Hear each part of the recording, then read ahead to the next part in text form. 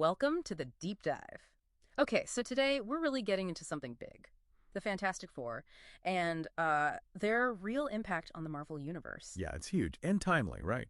With them finally coming to the MCU proper. Exactly. Everyone's talking about them joining Earth 616, the main universe, in Avengers, Doomsday.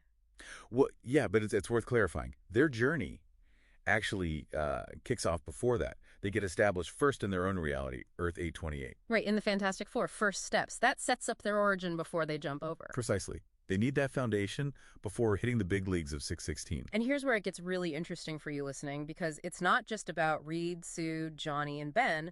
A lot of characters you already know from the MCU. They have these deep and sometimes really unexpected connections to the Fantastic Four from the comics. It's kind of wild. It really is. So let's unpack that history a bit.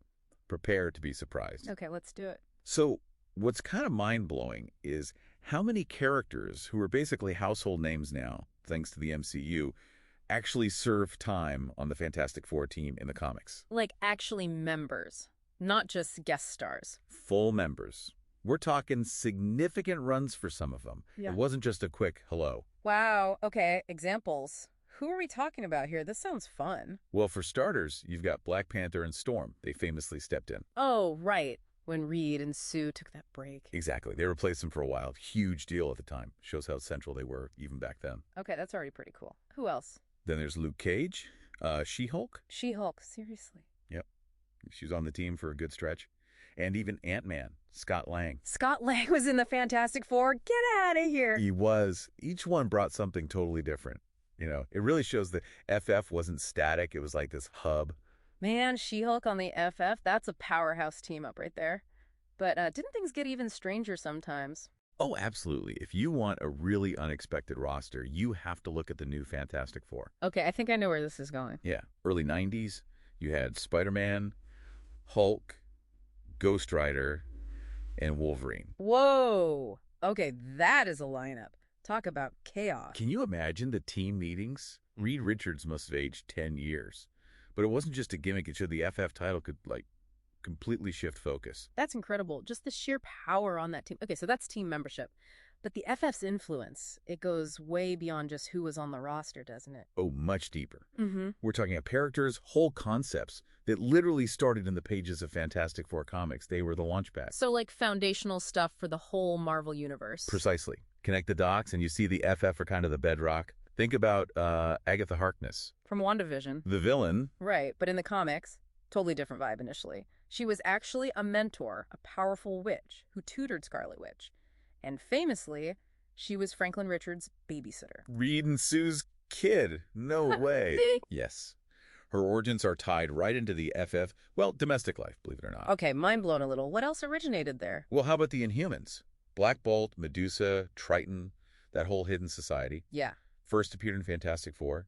Yeah. The FF discovered Attilan, introduced us to their whole complex world. Wow, okay, that's massive. They introduced an entire race. And Kang the Conqueror, this huge multiversal threat for the Avengers. Yeah, the big bad. His very first appearance. Fantastic Four comic as Pharaoh Ramatut, one of his earliest time-traveling identities. So Kang started as an FF villain. Essentially, yeah. It basically established time travel as a core thing in Marvel, and it tied one of the biggest villains directly back to the FF's adventures. That really reframes Kang's importance to their history, doesn't it? It totally does. And the list keeps going. Ronan the Accuser, the Kree Empire itself. The Kree, like Captain Marvel's Kree. The very same. They debuted in Fantastic Four. And the Watchers. You got it from What If. That whole concept started there, too. It's like the FF comic was the petri dish for the entire cosmic side of Marvel. It really was a cosmic incubator, constantly spinning out these huge ideas and characters that became, central to everything else. So, wrapping this up, it just hammers home how fundamental the Fantastic Four were, comics-wise. They weren't just another team. They were building the universe as they went. Exactly. Their arrival in the MCU isn't just adding heroes. It's like acknowledging the cornerstone they pioneered so much. Cosmic travel, other dimensions, the superhero family idea. It really is a homecoming. It truly is. This history shows they're not just new, they're the foundation. So here's something for you to chew on. Knowing how many MCU characters already have these deep comic roots with the Fantastic Four, What kind of surprising new connections or maybe reimagined histories might we actually see when they finally land in Earth 616? Yeah, that's the big question, isn't it? What twists will they pull from that history? Definitely something to think about. Join us next time for another deep dive.